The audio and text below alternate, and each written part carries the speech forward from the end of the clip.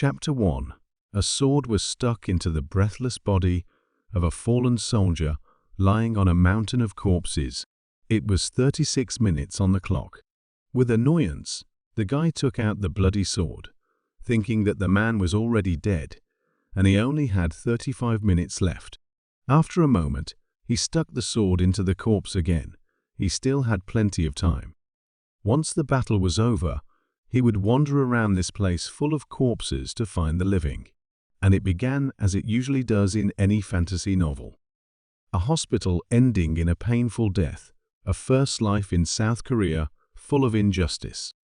It's a story of rebirth in a world full of swords and magic, different races, monsters, and adventure. The problem was that the world he now belonged to was different from the one drawn in comic books or described in short stories.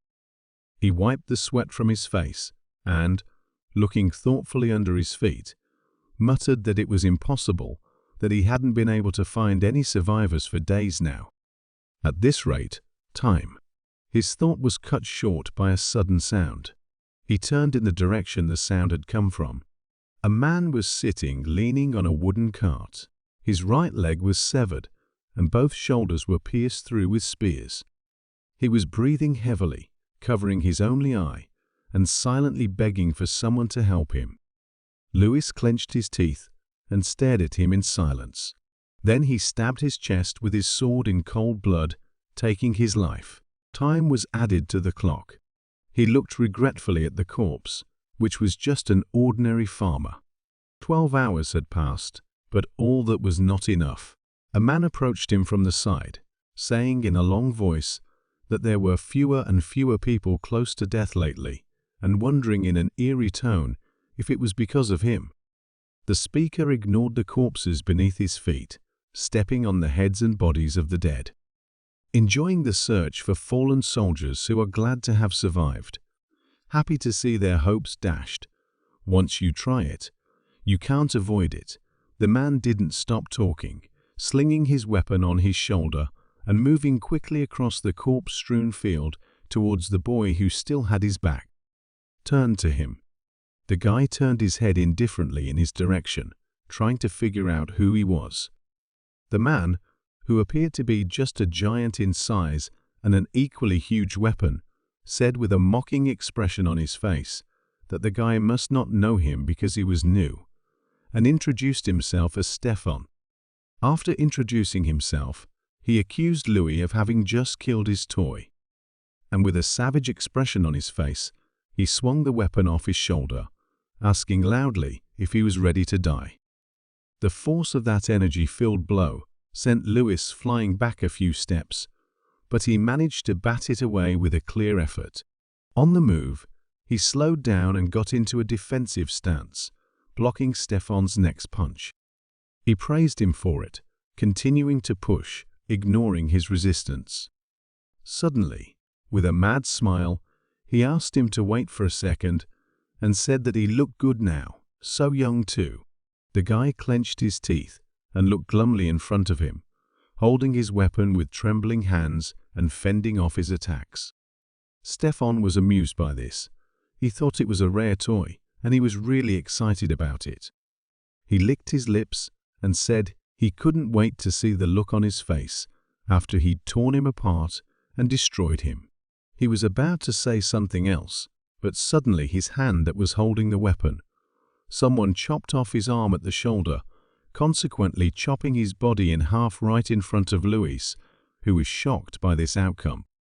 He was still holding his sword in a defensive gesture, in incomprehension, staring shocked at the people in front of him. The man with the axe in front of him pulled the axe out of the body that had fallen at their feet at the same moment, and looking at the guy, said that he should have known this twisted bastard was going to pull something again.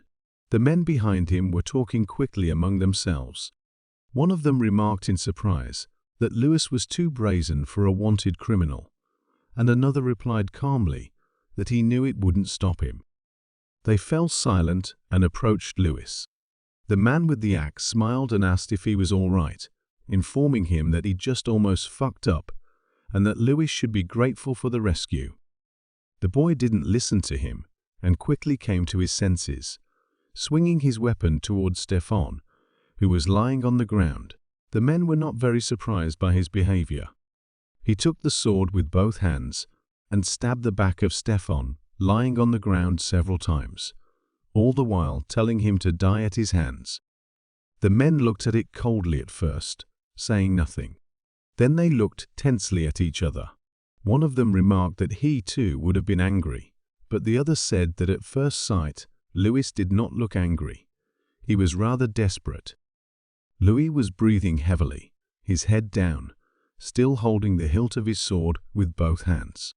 The time on the clock ticked by, and he quickly moved away from the corpse and dropped down beside it. That meant Stefan was still alive before his sword strokes.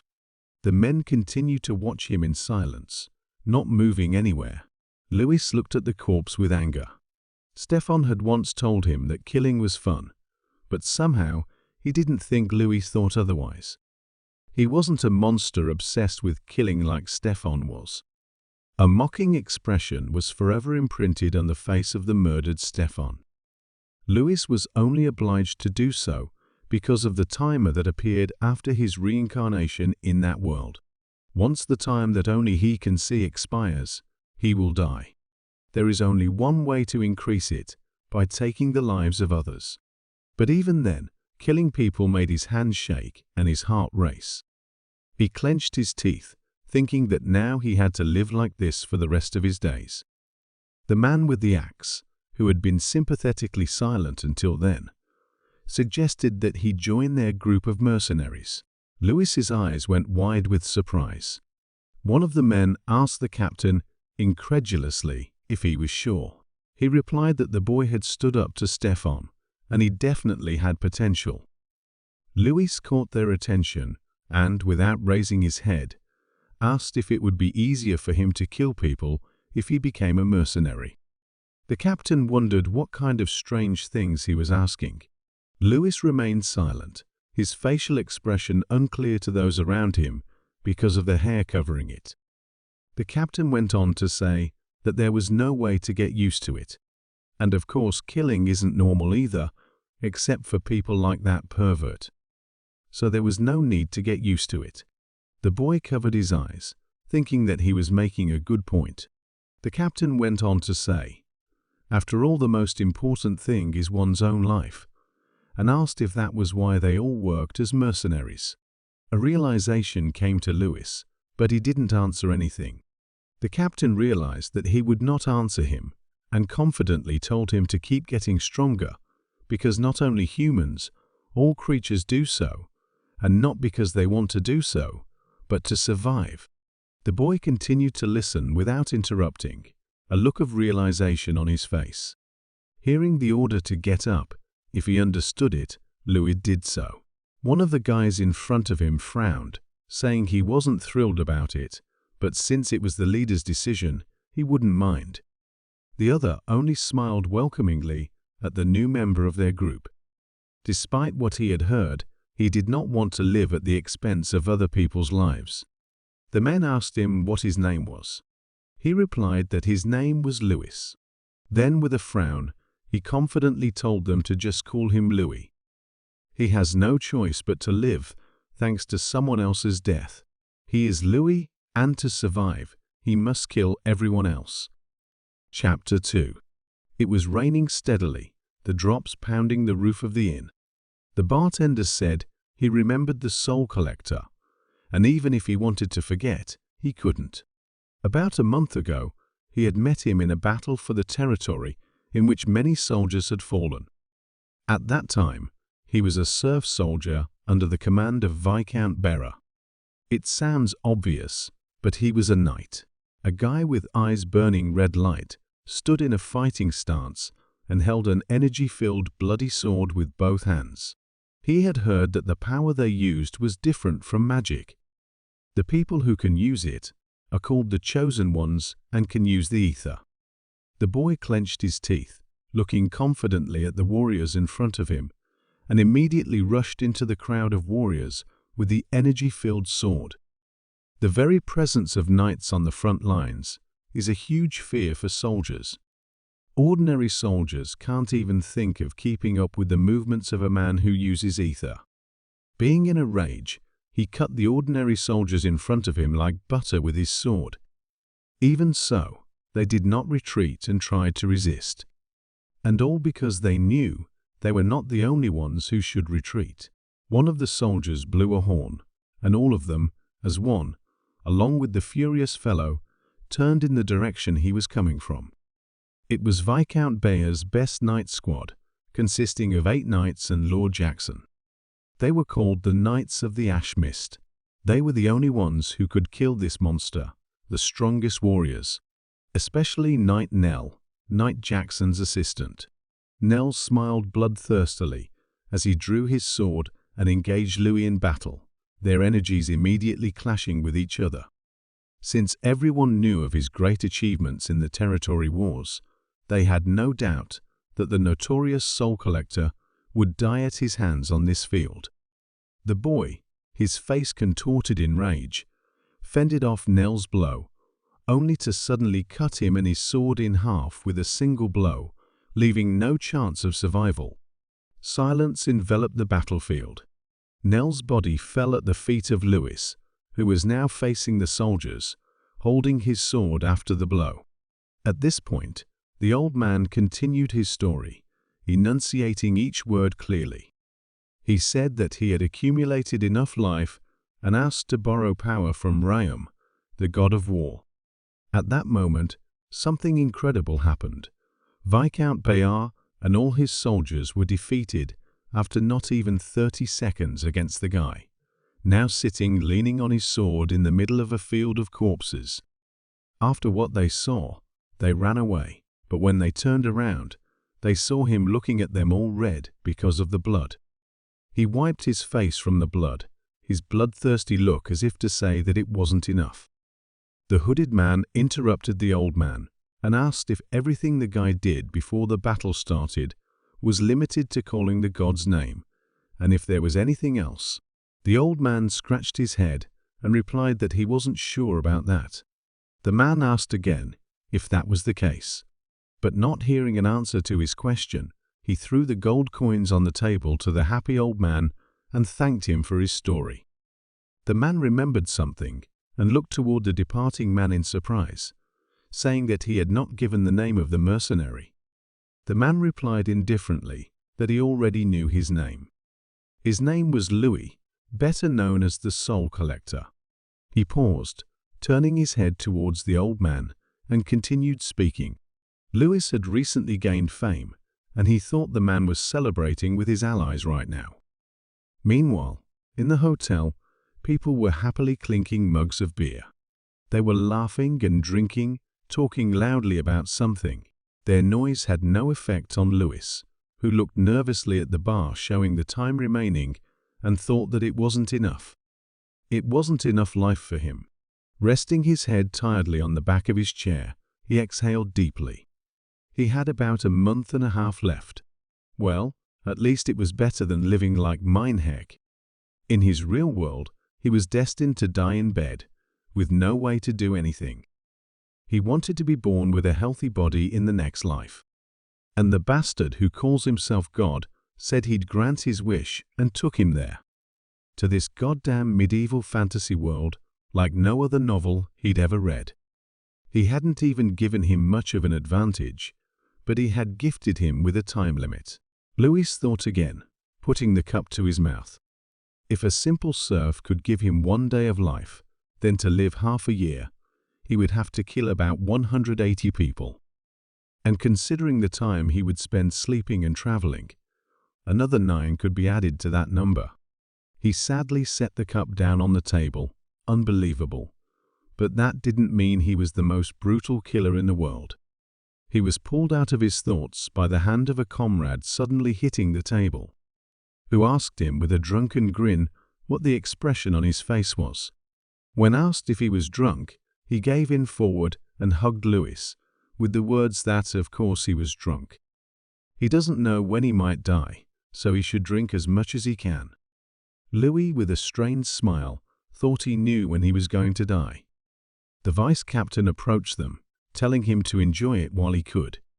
The man didn't let go of the irritated Louis, and with an effort raised his head to look at the man who approached, who turned to Louis with a smile, saying that a sad best fighter would ruin the whole atmosphere there. Hearing him, the other mercenaries asked Louis to tell how he killed those guys. The vice captain said glumly that he was also curious about how he killed them. After all, scumbags like them don't show their faces on the battlefield, especially the bastard Nell, who had quickly reached master level. He gloomily averted his gaze, wondering if they were referring to this situation. He didn't feel like answering. Putting a smile on his face, Louis scratched his head and nonchalantly replied that he was just lucky because the rumors exaggerated their strength and capabilities. They wouldn't believe him anyway, even if he told them the truth. The vice captain shook his head at his words with a slight smile, questioned if he was really lucky, and said that they were not fools. After all, 4 of their men had been killed by Nell. At those words, everyone lowered their heads as if remembering what had happened. Nell was definitely not someone who could be defeated by mere luck. Returning a stern expression to his face, the vice captain asked what he was hiding from them. Louis remained silent, nervously considering what to say. He raised his hands in a protective gesture, and with a guilty smile said he was just kidding and would tell them what was really going on, so they'd better listen carefully. Folding his hands together at his chin, he waited until everyone was paying attention. He said seriously that he had risked all the life he had. They looked at him shocked, and there was a short pause. The pause was broken by mugs of alcohol flying towards the smiling guy, and loud shouts that they all do that and risk their lives when they fight. Their fun was interrupted by a voice telling them to leave him alone, telling them that it wouldn't make any difference whether they knew about it or not. It was Captain Thurn, who had come for Louis, and asked him to come with him for a moment. When Louis heard him, he got up and went to him, and the captain told him to try to get back before they drank all the beer. He turned around and irritatedly told the smiling vice captain that it was too mean, and asked him where his love for his ally had gone. He replied that it never existed. After this brief altercation, Louis turned and left the room under the vice captain's gaze. His smile was wiped away, and turning to face his men, he ordered them to stop drinking and gather the men of the night's troop. When asked drunkenly why, he looked away and said they had work to do. He was again drunkenly questioned about the last words he had spoken. He calmly confirmed them and added that despite everything, he was a little worried. Meanwhile, Louis had already reached the door of the captain's office, and opening it with a creak, he found the captain standing by his desk. Walking in, he immediately rushed to ask why he had called him in. The captain smilingly praised him, and saying that he was the best fighter of the last battle, laughed and then continued, he didn't know that the newcomer would be so amazing. He thought he saw something in him then. He walked over to Louis and took him by the arm and pulled him to the table, telling him they should drink to that. He said with a strained smile that he could go and asked him to let him go. The captain wanted to remind him of the day he had first come to them, but Louis, with a tired expression, interrupted him and confidently asked him to tell him if he had ever refused to work. The captain, pouring liquor into glasses, replied that he had not, but that they should celebrate first and then get down to business. And turning around with 2 glasses in his hands, he said with a smile that he thought that at least they could do that. He placed one of the glasses on the table in front of the guy, saying that they had gotten it a while ago, and sat down across from him. Louis thanked him, taking the glass and following the captain's lead, starting to drink. The captain got his attention and thanked him for what he had done. Bear had actually given up this battle. His face darkened, but that didn't mean he was officially done with it. It's usually right to end a battle when Bear makes reparations. But recently, he said he wanted to meet their customer. Louis said it looked like he was going to take one more round before giving up. The captain replied that he was, and he sure as hell didn't want to pay the mercenaries and soldiers he'd hired, so he probably planned to kill them all. He pointed his hand at him and continued saying that he knows it's a bastard act, but that's what aristocrats always do, and he wants Louis to accompany Viscount Bera on a secret mission. Louis replied in surprise that if the Viscount only needed an escort and help, it didn't necessarily have to be him. The captain lowered his head and, pulling a letter from his desk, said it was just for his honor, to keep his pride intact even if he was caught while wandering around. He handed a small letter into Louis' hands with the address of the meeting place. And with a smile, he told him, already at the door, that he was sure it wouldn't cost him anything, but he'd give a decent reward, so he could take his time. Louis turned around with a smile and interrupted him, saying that he would go now and think about the reward later, and that the vice-captain must be looking for him by now. The captain, with an even wider smile than before, agreed and advised him to take care of himself. Louis walked through the dark grove. He was fighting on the battlefield to live another day, and these bastard aristocrats to save some money. He looked around, searching for a meeting place. It had been more than 10 years since he had entered this world, but he was still not used to treating people's lives carelessly. However, this was none of his business. When he saw the figure of a cloaked man behind a tree, he asked him if he was Viscount Bera. Out of the corner of his eye, he noticed another figure approaching him from behind, and asked what it was.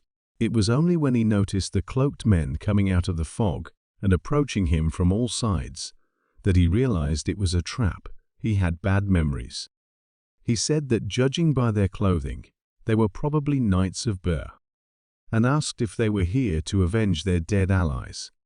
There was no answer, but it was obvious.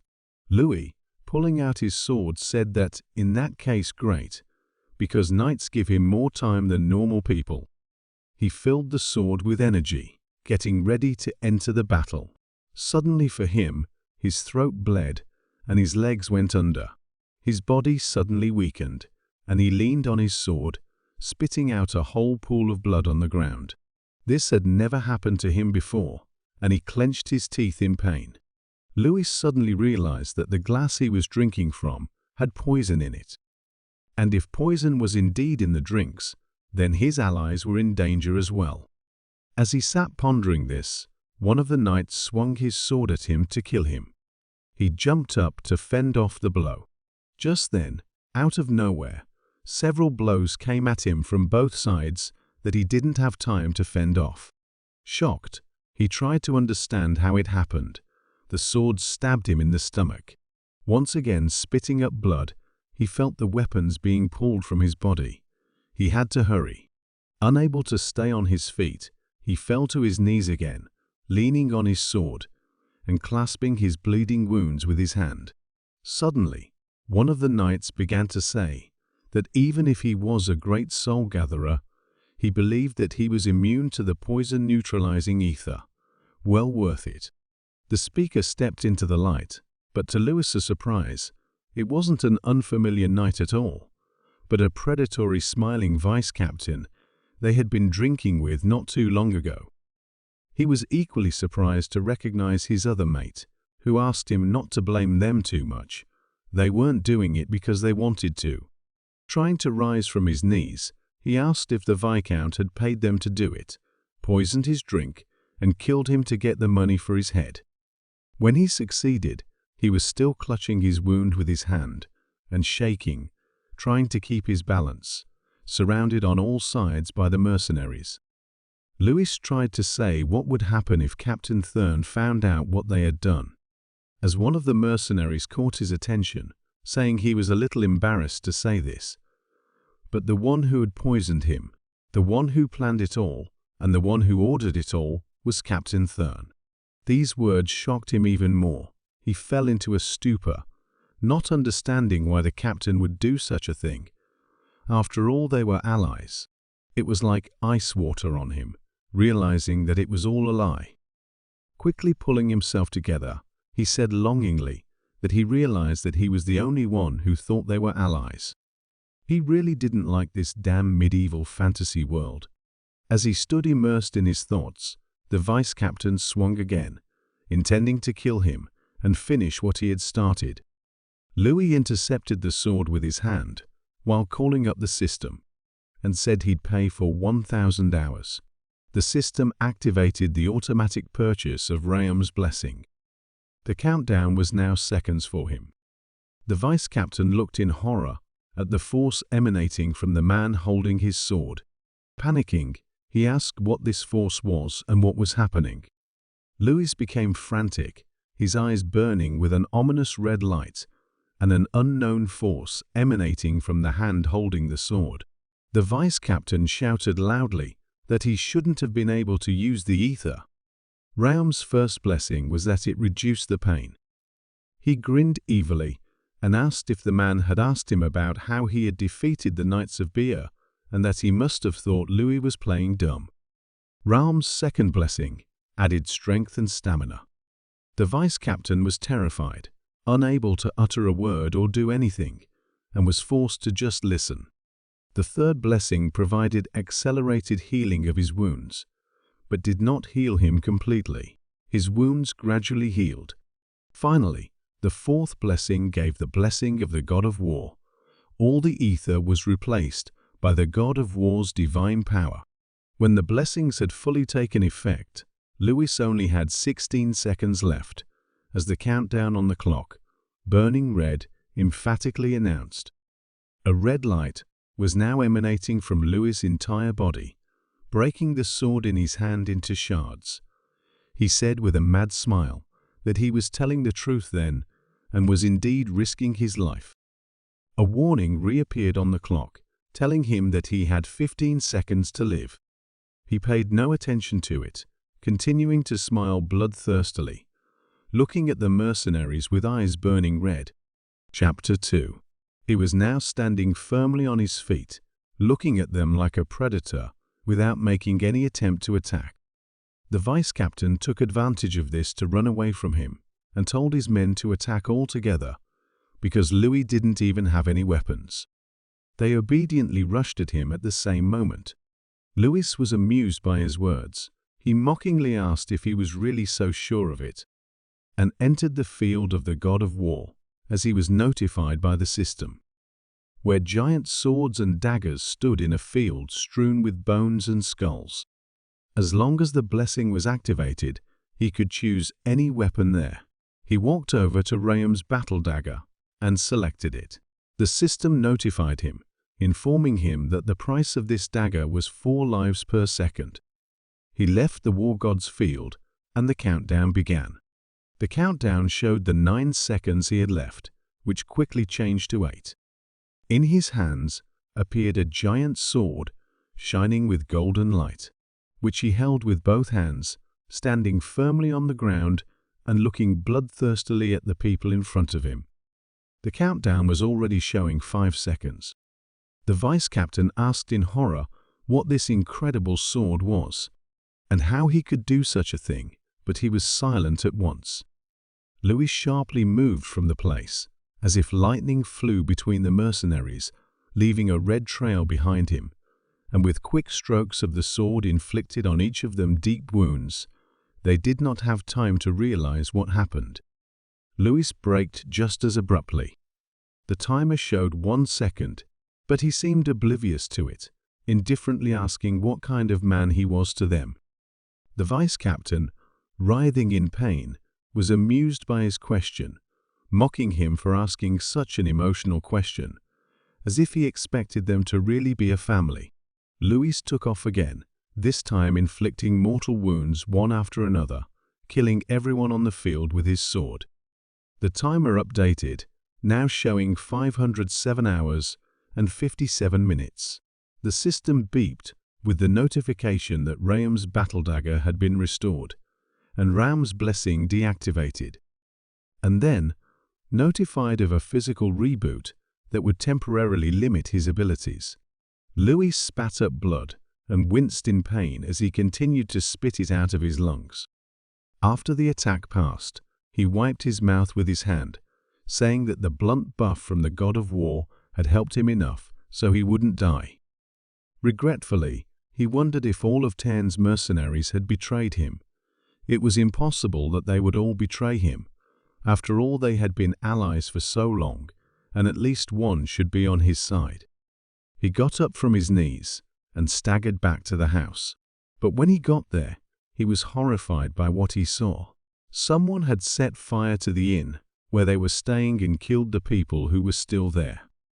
Louis shouted loudly, asking who had done such a thing. Suddenly, his attention was drawn to one of the survivors, who crawled toward him, breathing heavily, asking why he was there. Without waiting for an answer, he told him to run because Tan had betrayed them and made a deal with Burr. Thurn didn't let him finish, chopping his head in two halves, and then headed towards Louis, with his torso bare, covered in scars, saying that he had indeed underestimated him, for who would have thought that Louis, after drinking the poison that neutralized the ether, could still defeat his subordinates and return unharmed, or overestimated the weaklings he'd sent to him. Louis staggered towards him, shouting furiously that he was a crazy bastard, and wondering why he'd killed his allies if his goal was to kill only him. He calmly picked up the bloody axe and slung it on his shoulder, asking the shocked guy what he was talking about allies. He didn't kill any of his subordinates today. He just got rid of the interference while moving towards his goal. Walking over to him, Thurn stood across from him with one hand at his side, the other still holding the axe. Louis was even more shocked by what he had said, and he questioned what he meant by interference. Without waiting for an answer, he shouted in righteous anger that they had fought side by side. So what was the old man talking about now? Then lowered his head and covered his eyes, saying that since only Louis was left, he would reveal all the cards and the bargain he had made with Viscount Bear too. The Viscount had promised him a title if he ditched the mercenary army and joined him. He raised his head, glaring fiercely at Louis, but if he let them go, they would be destined to meet in the next territorial battle. Louis asked angrily if that was why he had decided to kill them. Thurn turned back towards the burning inn with a smile, and remarked that Louis was quick to pick up on things since he was from the streets and couldn't trust anyone. Turning his head back in his direction, he said without removing the smile from his face that he thought Louis must be doing something stupid. Louis only asked colorlessly if he'd said everything, and without waiting for an answer, he lunged at him with his sword, holding it with both hands, putting all his anger into the blow. Thurn calmly blocked it with the hilt of his axe. Louis continued to stare at him with anger, pressing his sword against the axe handle with effort, intending to weaken the resistance. Tan continued to smile confidently and holding the axe to block the blow, prepared to attack. With a single powerful swing of his axe, he threw his sword away from him and immediately attacked. Despite the speed of his attack, Louis blocked it. Now they both used the ether, and their fight reached a new level. Louis attacked him again with all his might, but his strike was once again repelled by the handle of Thurn's axe, which this time flew backwards from the force of the blow, slowing down with obvious force. Now he didn't think it was funny anymore. Seriously angry with him, he said he was going to give Louis a painless end, but apparently it wasn't going to work. Thurn rose to his feet, swinging his axe and filling it with the ether coming from his hands. He said that he must not forget that he was one of the heroes who had made a name for himself during the Holy War 50 years ago. And based on his experience and skills, he smiled madly. He's on a completely different level in comparison. Filling the weapon with ether completely, he chopped, using it to chop up a rock, and told him to watch closely because this is the ability that helped him earn the nickname Lumberjack. And it could take down absolutely everything within a 20-meter radius around him, like trees. He wanted to tell her what name he'd given her, but he didn't have time, being sliced in two by Louis's swift kick. Before he realized what had happened, he spat out blood. However, at the same moment he thought how he was still using the ether. It was expected. He had been right about its potential since he first saw it. Louis, with eyes full of rage, stared forward. Thurn finally dropped dead at the feet of the guy who had turned his back to him. He looked with disappointment at the burning inn and the corpses that littered the courtyard in front of the inn. 2 years, he raised his sword and thought, exactly the amount of time he'd spent with Ten's mercenary team. Exactly the same amount of time he had spent in the hospital, awaiting his death. In his previous life, for 2 whole years, he had just been alone, waiting for his death. But after 2 years in this world, he was the only one left alive. Gathering his weapons, he slung most of them onto his shoulder, the other hand carrying the rest. Nothing lasts forever, and he knew that one day would come when he would leave this group of mercenaries. Sliding the last remaining sword into the ground, he walked away from the grounds of the still burning inn. The swords of the fallen mercenaries now stood there as well, in a certain order, as if symbolizing something. He knew this day would come, but it came sooner than expected. Chapter 3. Currently, the average life expectancy was 80 years if all conditions were met. 3 minutes, the time a man could live without air. 3 days, the time he could live without water. 3 weeks, the time a person can live without food. And lastly, the meter exists only for him, the time he can live without killing people. To live another day, he has to kill. For this life, all he needs is perpetual war. The man in glasses, with a paper in his hands, said that this is not true, and that what he needs to live is money, because he has a debt of 8,600 gold pieces. Louis was infuriated by this amount. He didn't understand anything. Abruptly leaning on the table and banging his hands on it, he indignantly said that he had never borrowed any debt in his life, and no one had ever lent him anything, and asked what he was carrying. The man replied with a slight smile and asked if he really thought he had never borrowed any money, and said that the building he and the mercenaries had rented had burned to the ground last night. Louis replied that he understood what he was getting at, but he didn't see why he should pay for it. The man picked up the deed and asked him to look where he was pointing his finger, and said that there those who join the mercenaries sign a joint liability bond, and that means he is the only one who is responsible to pay for the damages. Even more angry, he told him to stop trying to screw him over because he hadn't signed one. The man calmly suggested he look at whose signature was on it and asked if it looked like cheating to him. Louis was shocked to recognize his own signature on the contract. He remembered how Captain Thurn had told him to sign some paper when he had been drinking. When he had asked what it was, he had said it was an application to join the team. Remembering this, he said with irritation that he didn't know it was in the contract. The man said he should have read it more carefully before signing it, and to his indignant words that it was a fraud, and he didn't even have the money, and what he was going to do in such a case. He was silent at first, but a moment later, the boy was surprised to find that someone had a gun at his throat.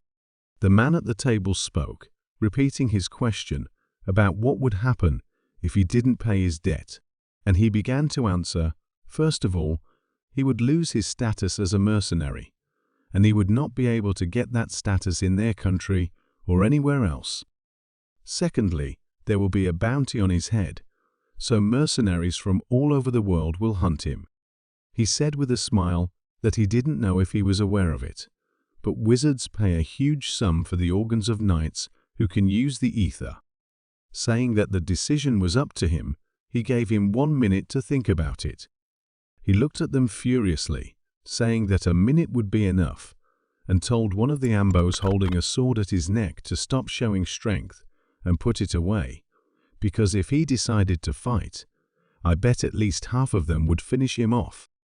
The man at the table raised his voice again, telling Louis to be calm, because he was just explaining what could happen in the worst-case scenario. His men let him go, and he walked over to the table. He suggested to the man who approached that they settle the matter more in the style of mercenaries, making money while holding on for their lives. This morning, they had received a request from Viscount Beisha. He promised a huge reward. It was about fighting illegally armed forces in the Black Forest, owned by the Viscount. He had already sent 2 detachments there, but they had been defeated. Louis irritatedly read what was written on the paper, saying that recently the Viscount was his enemy, and now he would be his employer. He wondered, since there was mention of an armed force that would suggest a battle with the group. The sum was exorbitant, considering the recent losses in the territorial war and the compensation paid. He probably shouldn't have much money left. He was pulled from his thoughts by the man's voice, telling him to return the order if he couldn't fulfill it. He folded up the paper, loudly asking who said he couldn't, and saying he needed a second to think, quickly headed for the exit. He walked out the door, slamming the door behind him. The man shouted after him that he was warning him to come to him every 3 days and report back, and if he didn't, they would report him dead, and there would be a bounty on him. He was silent, with his hands clasped together at his chin, and thinking about the problem he had solved, but he still felt as if he had forgotten something. It was the fact that the Black Forest was the place where demonic creatures appeared. The guy chopped the monster that attacked him in 2, and the time was added to the clock at the same hour. He angrily said, while still fighting off the monsters, that the bald bastard should have warned him about this.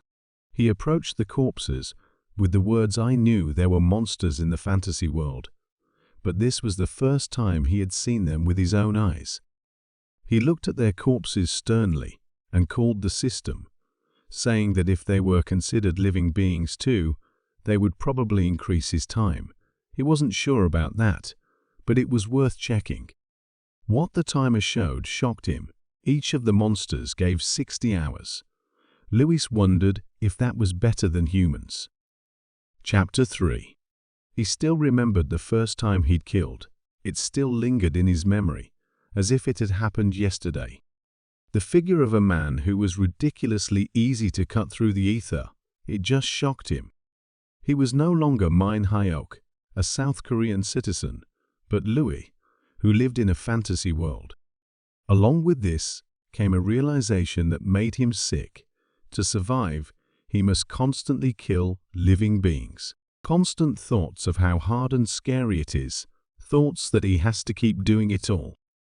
Thoughts that he had become like the mercenaries, fears that he too had begun to think of human life as a resource. But still, the fact that he was still alive gave him an exhilarating sense of relief. He was chopping people's heads off in cold blood. No wonder the feeling didn't last more than 2 weeks. For a man with such a cursed fate, guilt wouldn't help at all.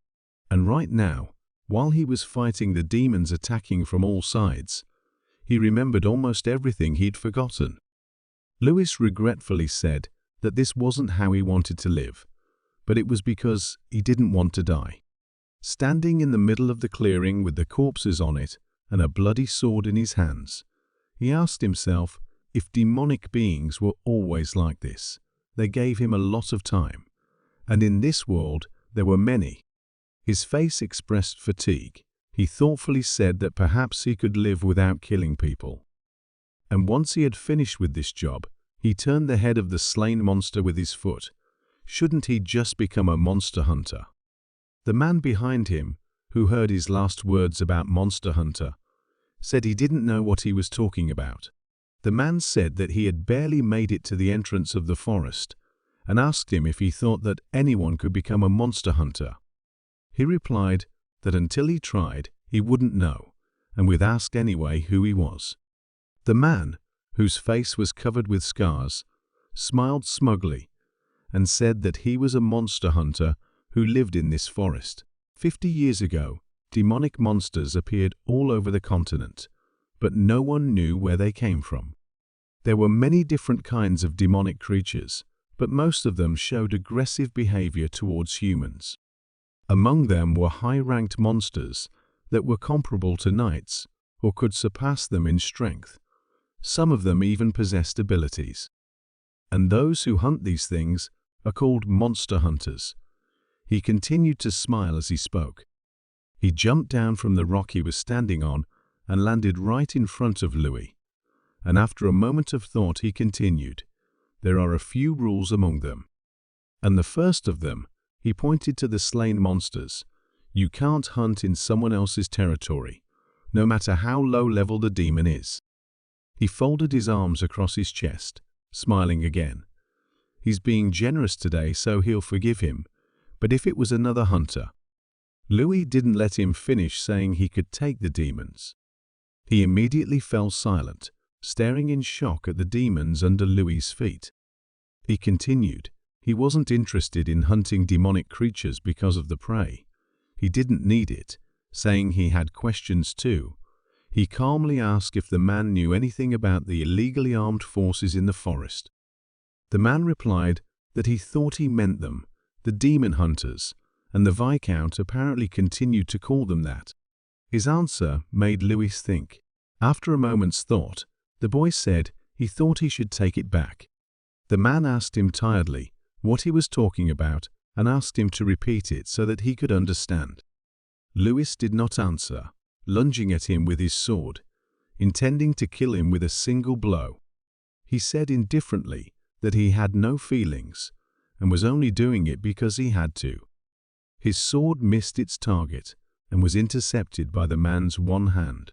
He continued to hold it right in front of his face and, smiling madly, said that he was like a mercenary, but all alone, asked if he had heard of other groups that had tried but failed, and told him to gain strength. Louis, furious that the bastard was holding his sword, despite the ether he'd filled it with, kept pushing. The man was amused. He said he liked the guy's spirit, but there were many like him during the Holy War. He filled the sword even more with ether, not backing down. This holy war again, even if he doesn't know what it's like, there's nothing a human can't handle. As he continued to press on, he didn't notice at first how his sword filled with ether was broken by the man's hand. Inertia kept him moving forward. Soon he noticed that something was wrong, and turning his attention to his sword, which was broken, he turned back in shock. The man quickly approached him and with his bare hands attacked the guy, who had a kick but could not stay in place, being thrown back by the force of the blow. He slammed his back into the wall with such force that rocks flew out of the place, and he spat out a mouthful of blood. Immediately, he noticed that the man was swinging again, coming at him fast. Fighting the pain, he drew his spare dagger, preparing to repel the blow, but had no time to do anything. The blow sent the man crashing back into the wall, which was already cracking. Even though this blow knocked him out, and now he was only supported horizontally by the fist of his attacker, he continued to keep his dagger extended towards the man. He was amused by this, and said that the man would show his spirit to the end, and was beginning to like it. As soon as he took his hand away, the man fell to the ground, face down, looking at Louis, who was sprawled on the ground. The man said guiltily that he hadn't meant to do that, and was too excited.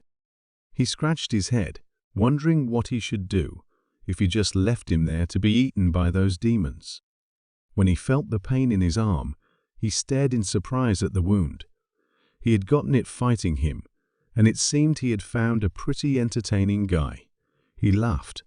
Louis hated this world, a world where he had to kill to survive. After the end of the territorial war, he still roamed the place where it had taken place, looking for the living to prolong his life a little.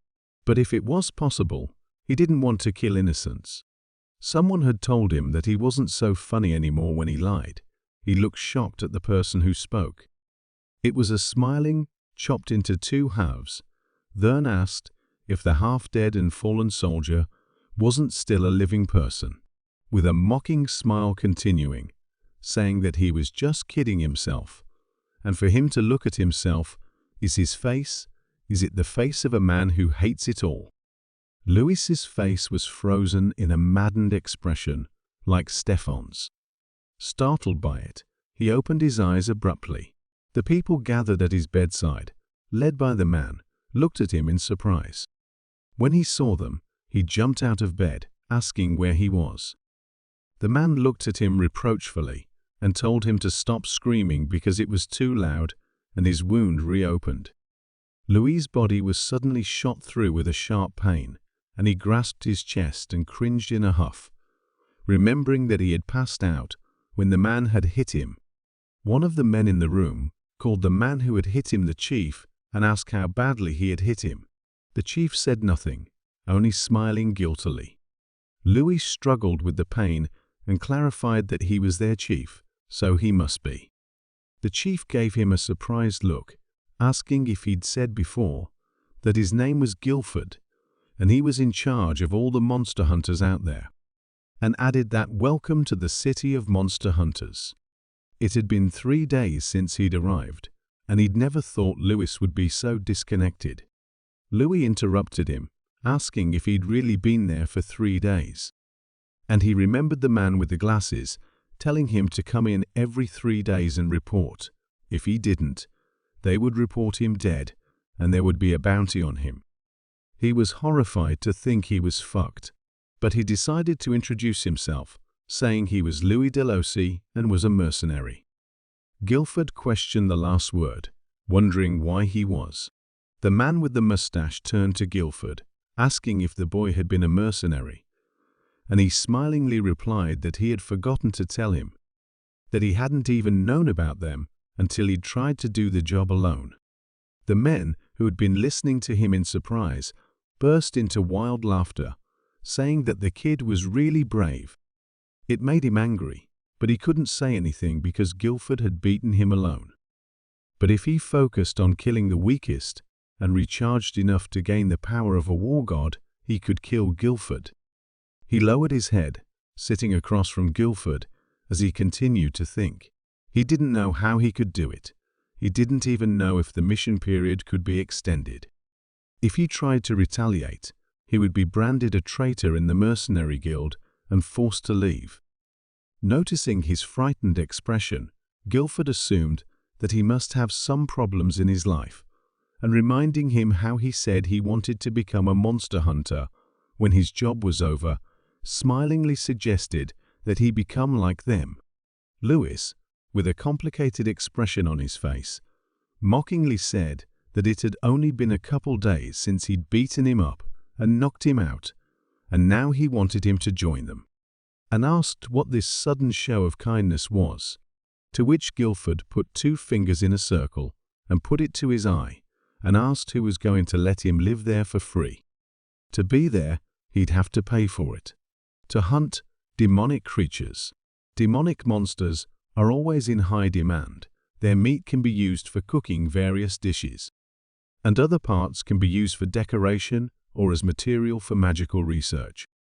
Louis thought that since demonic creatures also gave him a lot of life force, it was like killing 2 birds with 1 stone. Noticing his expression, Guilford noticed that he seemed interested, and said that in that case, they'd give him an entrance test. He handed him a picture, said there were stone monkey demons in the west of the forest. Even though he lost to him during the battle, he should still be able to defeat at least one of them. Their skin is used to make various things, so he should be more careful not to damage it. He looked at the picture, which looked harmless, and thinking it should be easy, confidently said that it would be a great morning warm-up for him. He would go and catch one. When he got there, he stared up perplexed, not noticing no resemblance of the creatures to the picture, and not understanding why they didn't tell him that they were 4 meters tall and lived in groups. One of them, with eyes burning red and huge teeth, stared at him bloodily. Yes, it looked nothing like the picture, and what idiot had drawn it? Chapter 4. Blocking the blow with his sword filled with ether, Louis flew backwards, immediately breaking. He clenched his teeth with force, asking what exactly they meant when they said complicated. Those bastards can regenerate. The monkey lunged at the guy with the sword with a loud scream. He asked if it was a monkey or a gorilla, but finally said he didn't care and got into a fighting stance, ready to block the blow. In games like this, to catch a monster with unusual appearance and ability, you have to get rid of it in one blow and get rid of others in the same way. The monster opened its mouth wide and was quickly approaching him. Lewis quickly jumped towards it like lightning, and in a leap, he cut off its head with his sword still filled with ether. He landed on the ground next to the monster's corpse, immediately jumping to his feet and glaring at the remaining two, thinking that they were more docile than he had originally thought. Smiling, he said that at this rate, making money and increasing life expectancy would be a piece of cake. When he came back with the loot, he was surprised to be called a dumbass and told that's why he couldn't make money, and asked what the problem was if he caught them like he asked. 3 huge headless monsters with their legs tied together were indeed lying on the road, proving his point. But that was not enough for Guilford to tell him off. He asked him to think how he would sell their skins if they were all marked. No one would buy them. Stone monkeys lose their ability to regenerate after their heads are chopped off, and if you damage the body, you have to stop and wait for it to regenerate and then aim for the muzzle and knock the monkey out. He lowered his head with a humble smile, saying that he realized he meant the mindset and approach of a hunter, not just hunting, and figured he'd need some time to get used to it. Guilford announced that starting tomorrow, Lewis would be learning from David how to hunt monsters, and if he wasn't good, he'd be kicked out. 2 weeks later, he brought in 2 properly killed monkeys, and tossing the corpses and their heads on the ground, smiled contentedly. Guilford, surprised at this, praised him for such progress. Slowly but surely, he had adapted to the place. Stabbing his knife into the meat, he began to carve it, ignoring the praise and questions about whether he had ever done it before. The cook brought the frowning boy a stew, the meat he caught in a plate, with an incomprehensible mishmash of whatever was floating around. At first glance, the composition did not inspire confidence, but after a little thought, he confidently took the plate from the hands of the cook and began to drink in a gulp. The cook, watching him, was surprised at this and asked him not to be too surprised. At the same second, the disgusting flavor of the dish fully reached him. The world seemed to freeze for a moment, but he still finished it. Still, there were still things he couldn't get used to. He turned his head the other way, thinking he was going to vomit.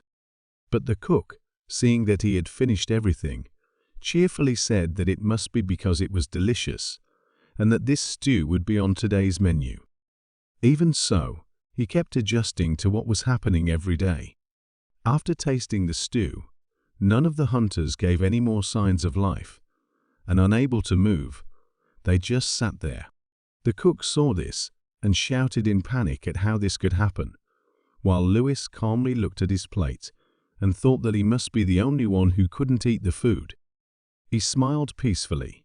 He no longer had to check the timer and live in the pursuit of killing to survive. Guilford and his assistant watched from the window as the cook tried to get Lewis to try his food, and he kept refusing. Guilford asked him with a smile what he thought. His aide replied that he thought he was fine, but still wouldn't say anything about his past. Then he asked if he remembered the time when he first came in and hadn't eaten anything they offered him. It was fair to admit that Fennel's food, too, tasted comparable to poison, but he just didn't think he could trust them. His aide replied that he remembered.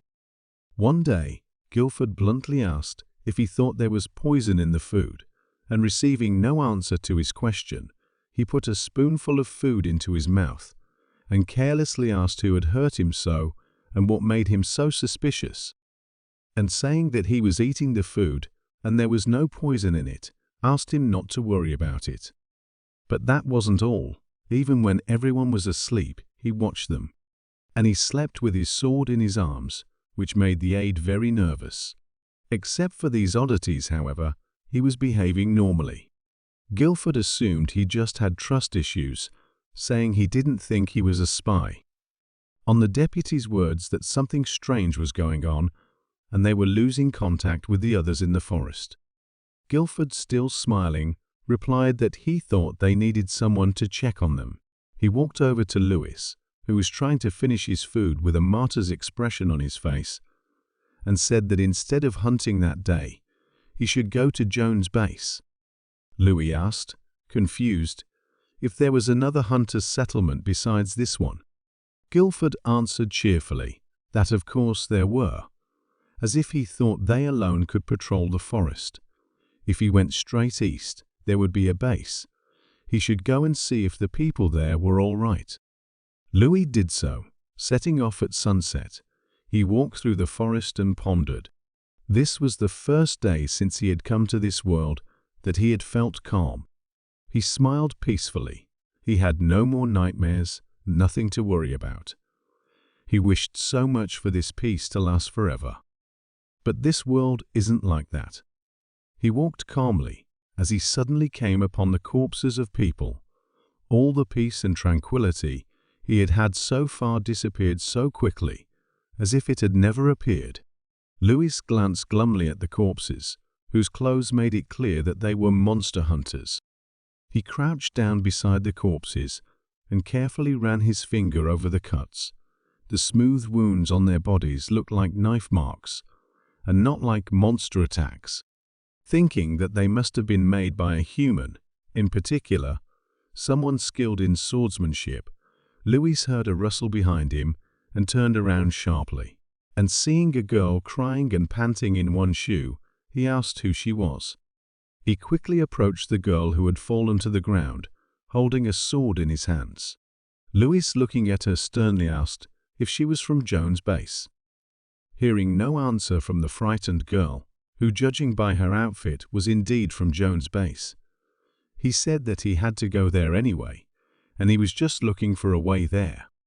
Suddenly, she became hysterical, and holding her head, she cried and asked what they had done wrong, since bothering them was not enough for them, and they had even brought knights and mercenaries. Hearing this made Louis angry. He realized that what the Viscount wanted to do was not at all a good deed. Suddenly, their attention was drawn to the voice of the men who had appeared in the clearing, saying that they had finally found where she had gone. 3 men with blood-soaked swords and crazy smiles came closer. One of them said her legs must be tired from running. The other pointed at the guy and asked who he was and what he was doing next to her. Looking closer, they realized that the guy looked familiar, and one of them assumed that this was the guy for whom the bounty was set, the soul collector Louis, who was quite famous for his digging through dead bodies after battles. He turned to face them, frowning and silently listening to what they were saying. The girl was horrified by their stories, that they had heard that after destroying a group of mercenaries, he had stolen money from the guild and fled. They came closer.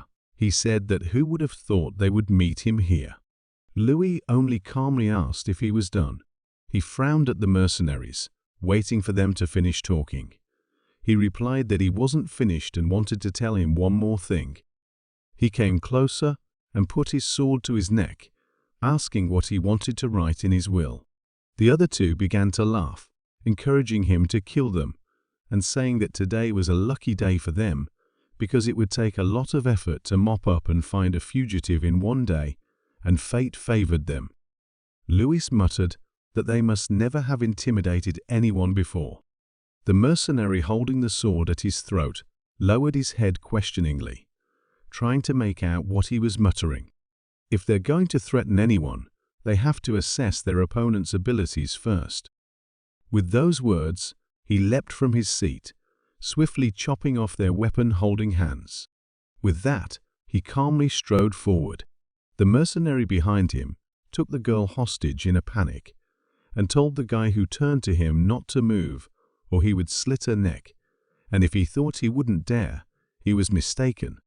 Suddenly for her, he let her go, flying backwards from the blow. Louis said sternly that he had warned her that all these threats were ridiculous to him, and telling them to run away if they wanted to live, they clasped their bleeding wounds with their hands and hurried to listen to him and leave the forest.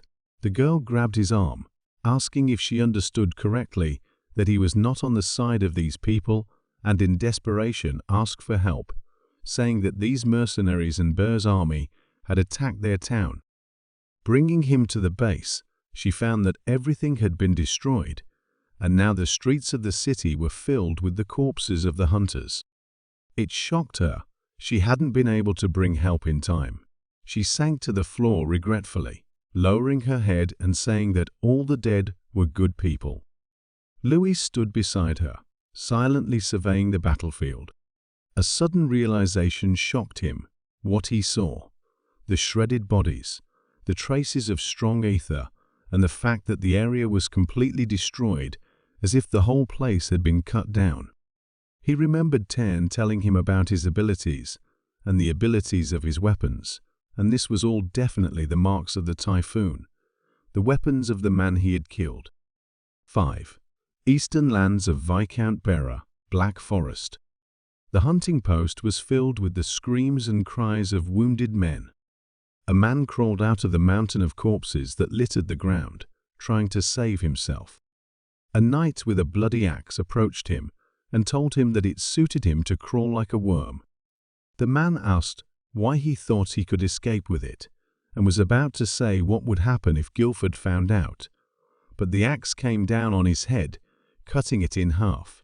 The knight who chopped his head off said he didn't care if Guilford or anyone else found out. He didn't even want to hear about it. They'd just kill anyone who goes against Viscount Bera. A soldier approached him, addressed him as Captain Marco, and said they had a report from scouts in the west. They said there was a town inside the forest, and they had a battle with someone called the Soul Collector. He turned his head towards him, asking what his name was, and then said that Louis was still there, and that was even better. He turned around fully and slung his axe on his shoulder, standing in the middle of the field of corpses, and confidently said he had to see him at least once. Meanwhile, in the other settlement, people had already gathered in one of the houses to discuss the situation. After listening to their stories, Guilford asked if Bear had sent another army to get rid of them. None of the people were happy about the situation, as evidenced by the frown on their faces. Louis replied that he thought the number of opponents this time was different. The Viscount had recently hired many mercenaries for the battle. They have already lost, but since the battle is over, they will use whatever they have left for one last attack. Standing up from the chair he was sitting on before, Guilford thoughtfully said that they had been attacked by large armies many times before, but none of them had been large enough to take the base. He smiled in anticipation of the battle and began to carelessly pick at his ear with his finger, saying that if they were going to play like that, they would capture them alive and fight back against Viscount Bera. Louis asked seriously why they wouldn't kill them, to which Guilford, who had calmly blown the garbage out of his ear with his finger, asked indignantly why a monster hunter would want to kill people. It was so frightening. They might accidentally kill someone, but not on purpose. They're not killers after all. He thoughtfully agreed with his words, but said that they better be careful, because among the opponents, there is one really strong mercenary, and if it's the one he's thinking of, it's going to be a very difficult battle indeed. Guilford replied casually that he understood, and turned to the girl, asking who it was and if it was his girlfriend. Louis turned with him to the frightened woman who said they were going to split up to prepare for the battle.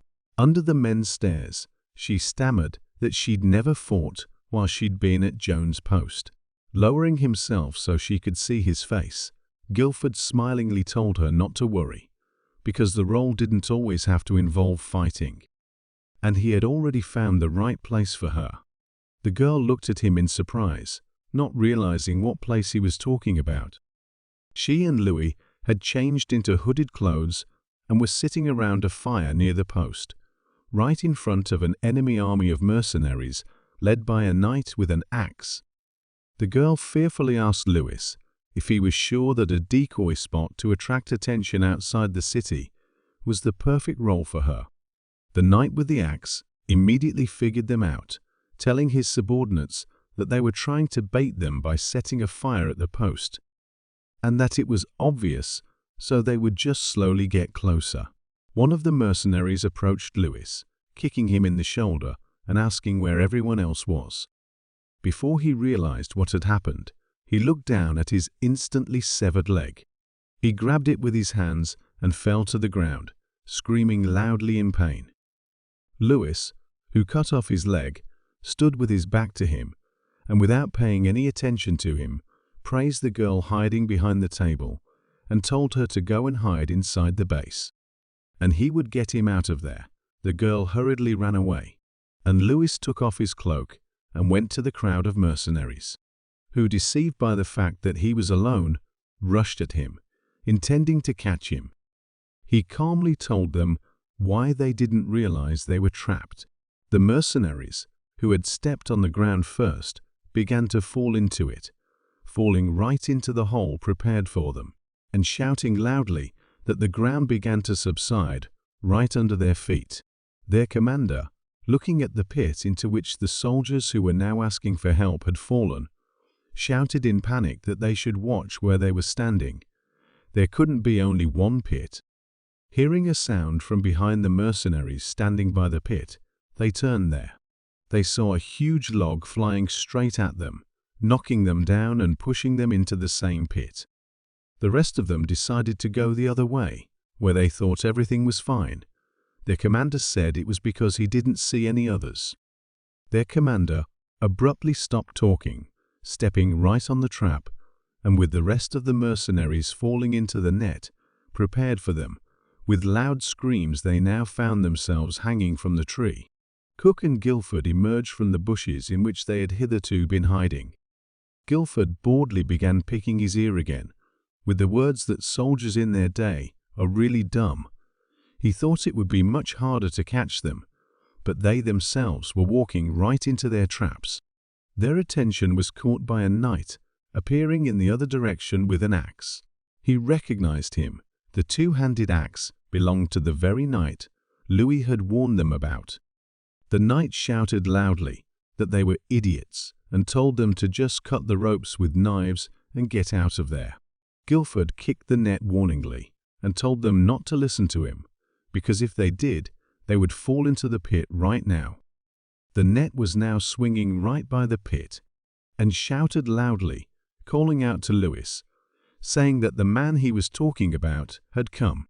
The knight asked in surprise if the soul collector was there, not immediately noticing Lewis, flying up to him from behind with sword in hand. Quickly blocking his blow with the hilt of his axe, he stared at Louis in surprise. He looked him straight in the eye, thinking he was different. The knight suddenly attacked with all his might. Louis fended him off, preparing to strike back, their weapons clashing again. The way he used the aether, the style of fighting with his axe, everything was the same as Thurn's. He attacked again, and his blow was blocked again. The two men charged at each other, staring straight into each other's eyes, and trying to break each other's defenses with the ether-filled weapons. Louis asked with a furious expression if he was Tern. The knight was surprised for a moment, then angrily asked how dare he say that name in front of him. They continued to stare fiercely into each other's eyes, Louis no longer realizing if it was Tern or not.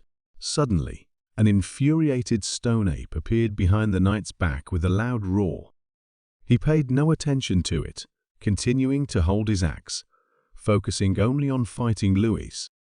The monkey roared again and lunged at the men fighting each other. They finally turned their heads away from the fight and looked in its direction, not understanding why the demonic creature had appeared there.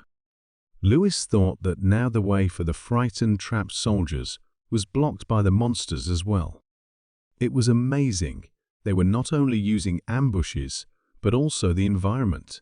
Another monster jumped to the ground. Perhaps this was how monster hunters fought. He noticed that Guilford was gesturing and saying to stop fighting because they must catch them alive, and to do that, they must first fight the monsters that appeared. Louis's face darkened when he realized that the appearance of the monsters was not set up by the monster hunters. Meanwhile, the beasts attacked the humans with their huge paws, demolishing everything in their path from buildings to the humans themselves. Guilford told them to return to the base and line up in a row to calmly fight back the monsters. But out of the corner of his eye, he noticed a monster standing directly above the still fighting men, saying that the monsters were that way too. He noticed that the monkey was about to attack and shouted to Louis to dodge, because this was not the time for the two of them to fight. Both of them turned their heads towards the monster that was coming towards them with a loud roar, neither of them wanting to put their weapons away and give way first. Only when the monster got too close, they were furious that they had to interrupt the fight, turned around and at the same time fiercely struck directly at the monster's huge unprotected torso.